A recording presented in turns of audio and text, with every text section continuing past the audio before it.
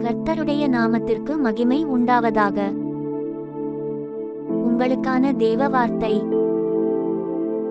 நான் வானத்தையும் பூமியையும் நிரப்புகிறவர் அல்லவோ என்று கர்த்தர் சொல்லுகிறார்.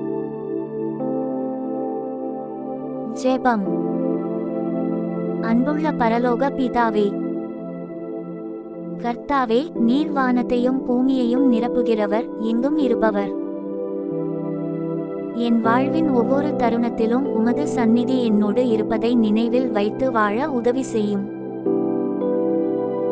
கர்த்தாவே, என் செயல்களில், சிந்தனைகளில், வார்த்தைகளில் உமது சந்நிதியை உணர்ந்து உமக்கு பிரியமான வாழ்க்கையை நடத்தி பரிசுத்தத்திலும் அன்பிலும் வளர உதவி செய்யும்.